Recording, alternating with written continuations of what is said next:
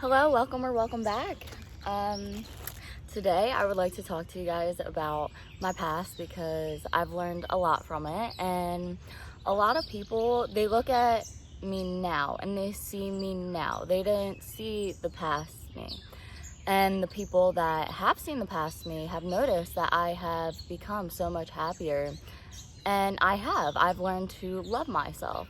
So something in the past, I suffered with kind of like envy of other people, and I lived in other people's lives because I would rather live in someone else's life than live in my own. I was just in a bad environment, bad people around me, people that just wanted to hold me back and wanted to drag me down and kind of dim my light, instead of people that would support me and lift me up instead of judge me and bring me down. So I had to do a lot of shadow work when it comes to getting over my fear of conflict. I would let people walk all over me and I wouldn't set boundaries because I didn't want to displease someone else. And I chose to think of others before I thought of myself. And a lot of the time in my past, I would be on social media and I would hate on people and I would judge them and try to change them because I didn't accept them. I didn't accept myself, and I really didn't like myself. I didn't like anything about me, and I felt like I was empty inside, and that a partner could give me that fulfillment that was inside of me. But then I've just done so much work about who I am. I figured out what makes me happy and what can someone else offer me that I can't offer myself. And I kind of ghosted the whole world because you just gotta do that sometimes. And I really took a lot of time for myself. I took time to explore and to try new things and to go out and to get over my fears. And people, when they look at me from the outside, they may think, wow, she gets everything she wants. Wow, she is so blessed. And I am. I am very, very blessed. But I worked for what I have. It's not easy. It wasn't easy, and it's continuously not easy. But the way I look at life and my ambition, my drive is what keeps me going. And if I don't like something, I change it. And it may be painful and it may hurt for a while, but I get myself out of that mindset and I get over it. I heal from it and I face my fears head on, and I laugh at them now. And a lot of the time in my past, I was the only person that was holding me back. I was afraid of taking my driver's test because I was afraid of failure. And I think I still am afraid of failure, which is why I always have backup plan after backup plan after backup plan. And that's why I'm so working constantly. But something that I neglect is my mental health and my body energy, like the power and everything. And sometimes I tend to overwork myself, and I try not to do it too much, but it's like a habit, I guess. And it's just something that I've always done. I've always just push. And I never stopped, took in what I needed to, relax, and then continued and re-energized. I kind of just kept pushing until I ran on E. But I mean, it's kind of hard to turn off your brain and go to sleep. So I always go to sleep really late and then wake up, I don't know, either late or like 2 p.m. or I try to wake up at 10 because I had things to do. But something else that is actually very interesting that was brought to my awareness, well, no, I always thought about it, but time. So I was having a conversation with someone yesterday, and they said that time is the same for everyone, and I was arguing the fact that time is how you perceive it. Time is specific to you, and yes, there's 60 seconds in a minute, but depending on what you're doing, time will feel different, and it will go at a different pace than you are. If you are constantly doing something, then you tend to lose track of time, and you tend to feel that there's not enough time. But if you're not doing anything, if you're just chilling in your bed all day, taking a relaxing day, it might just slow down. And time fluctuates. And so time is different everywhere around the world. How there's different just time zones, and then there's certain places where there's less gravity, which I actually really want to go to a place where there's less gravity. I think it's called like The Spot or something. I don't know. I looked it up, but I forget it. So, but time. So time is a lot different in space as well. And if you travel at the speed of light, going that way for 40 years and then come back, 20 years that way and 20 years back at the speed of light. Once you come back to the earth, years and years and years and years have been gone, because time is differently for everyone. And you can't have a conversation with someone about a philosophical topic or a psychological topic or something where you need to have multiple different perspectives if they are not capable of having that perspective, which is why I like open-minded people, because they are more open to different points of views and different sides. And if you're closed-minded, then it's like you just lost the chance to, I can't really use a better word than open, to open your mind and to receive different and more knowledge about just like deep level topics. I don't know how to like really explain it, and a lot of the time, closed-minded people, they are very stubborn, and they're very my way or the highway, can be narcissistic. Aquarius and Aries, those are the two like very main people that are like that. Aries. But I got over it, and I went from a very bad mindset of just negativity, anger, hatred, and pain to looking at the brighter side of things and knowing that better days will come and there will always be better. And just because one day is bad doesn't mean that the next day has to be bad. If you go into that day with the mindset of this day is going to suck, then that day is going to suck. But if you go into that mindset with the outlook of it'll get better, it'll be good, I'm gonna have a great day, then most likely you will. And even if there's some things, like a lot of the times I have really good days and I meet nice people, I have good conversations with people, and I really make connections. And then other days it's like, yo, that bee from yesterday is right there.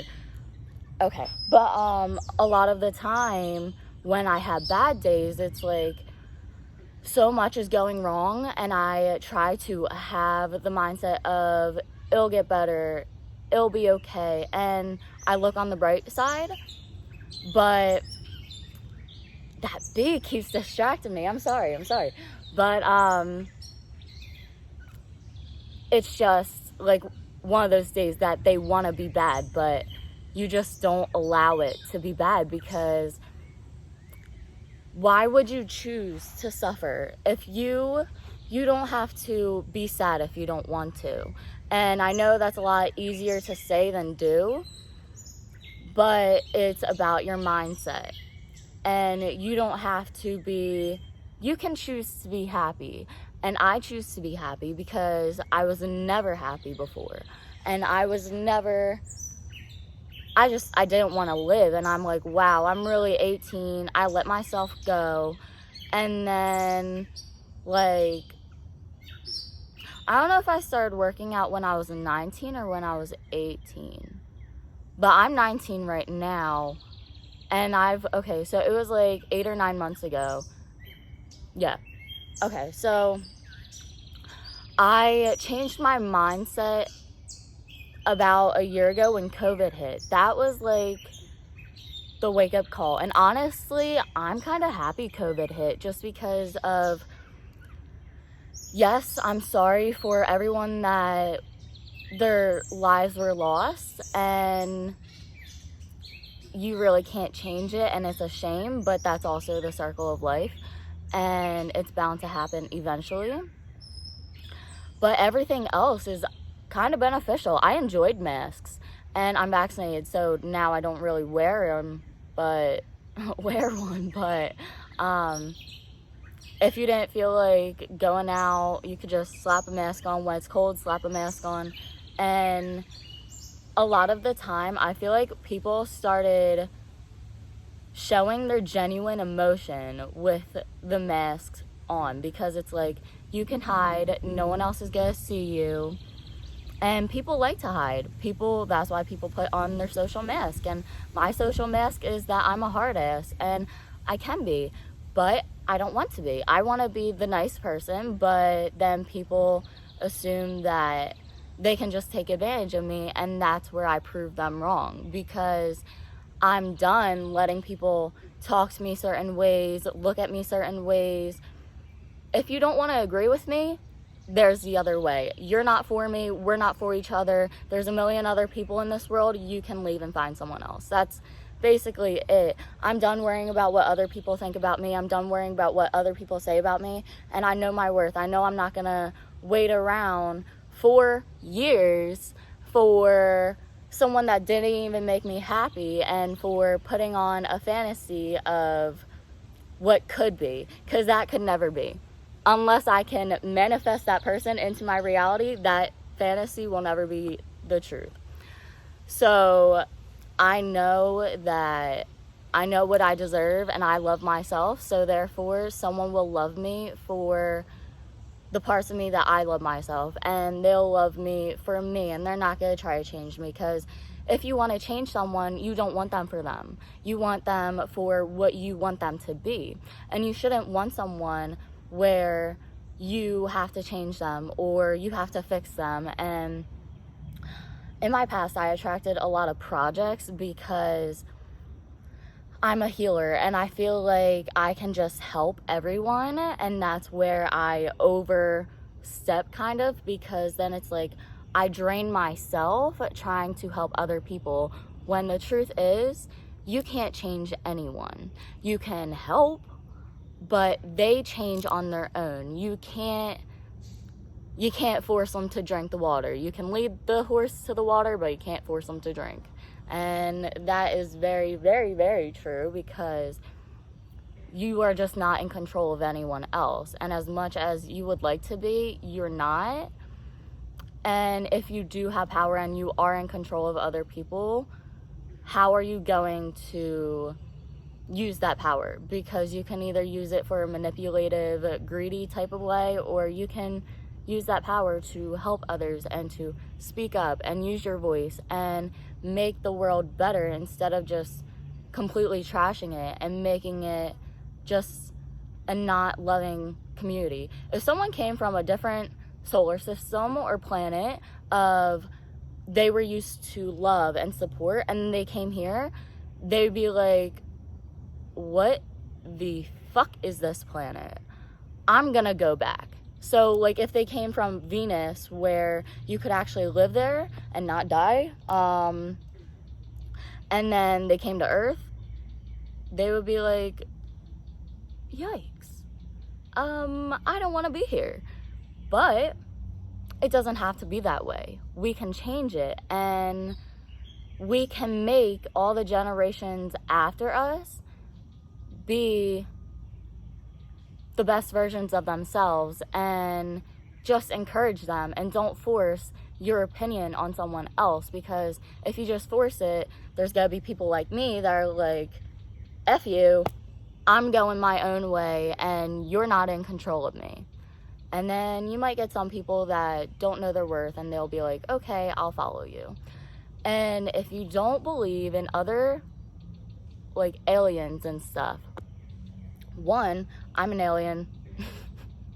I'm not from here, I know that, but Earth is one of like, it's like the third smallest planet, and there's so much that is undiscovered, and I feel like humans just need a, okay, so I am human technically, but I'm a divine being in a human vessel, and that's what everyone is. We are all divine beings in human vessels, but most people don't take care of their human vessel, and then it makes their internal and external toxic and bad.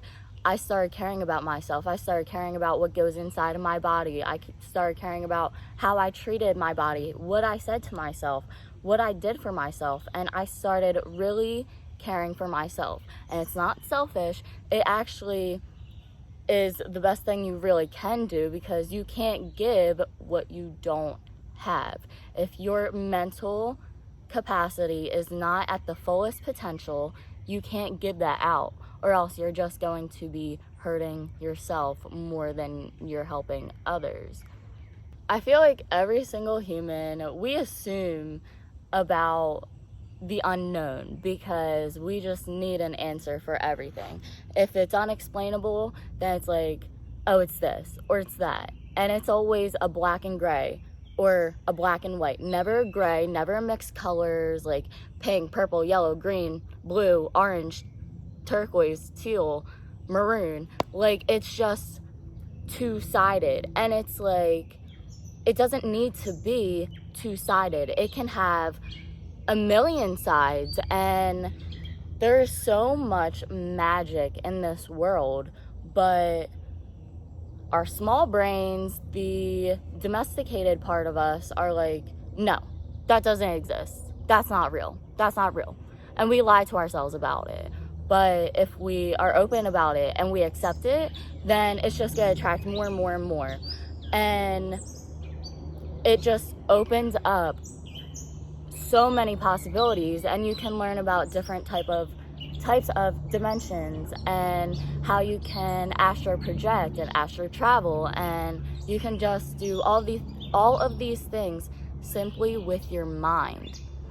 And with meditation, you can have outer body experiences, and you can have all of these different things where you can communicate with other either spirits, with your ancestors. And a lot of the times we have dreams, and if you have a lot of dreams, so I am a huge dreamer, and that is how I communicate with my spiritual realm. And I mean, I can communicate them through nature and through meditation and through everything, but in my dreams it's the easiest because I'm unconscious and everything just happens. So typically when I remember my dreams and when I get up, I write my dreams down in a journal, and then I decipher them, and I look at all of the messages that I can see from what they showed me or what I created in my mind, because we can make our dreams a reality. We just have to believe, and we have to go for it. If you don't go for it, then obviously it's not going to become a reality. You kind of just have to go and shoot for it, because you won't know unless you try. And if you don't try, then it's a definite you're not going to do it. But you have to believe in yourself. If you don't believe in yourself, then you're not going to succeed in what you want to. You have to believe in yourself in order to succeed, because if you have the mindset of, I can't do this, I can't do that, I can't do that, then you can't. And that's the mindset I had in the past. I had a very negative mindset, just completely about the world, and I thought the universe hated me. But then everything changed, and I welcomed new change, because change is good. It makes you uncomfortable and it gets you out of your comfort zone, but once you adapt, then it can be a very wonderful thing. But if you resist, then you're preventing something that is possibly good and preventing your dreams from coming true. And if you have reoccurring dreams, those could be significant to something that happened in the future, or will happen in the future, or happened in the past that you may be running from. And if a lot of dreams people have of running from someone, and you might not even know who you're running from, you're just running, don't want to be caught up.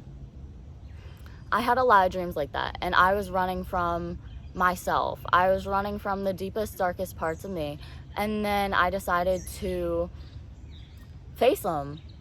And then I've had dreams about pools and waters signify your emotions, and there's just so many. There's symbolism in everything. You can find just the smallest things, but knowing about something allows you to know the symbolism and the significance. Because if you look at what kind of bug, if you look at like an ant, you would think, ew, an ant. But then if you knew about the ant, you would know that they are strong, they can hold like double their weight, they are loyal to their pack, and it's just their instincts to travel with a pack and to sacrifice themselves to save their friends, their family. And these ants, they are very significant for hard workers, but if you don't look at it that way, then you're not going to see it that way. So kind of just step back and take a different viewpoint of everything, because your reality is basically projected by your inner reality and your inner world and what's going on inside. Once you get that in check, then your outer reality will just check off all the boxes. So with that being said, I hope you guys enjoyed. If you did, please like, comment, and subscribe. Suggest some things that you'd like me to talk about in the future. And I'll see you tomorrow.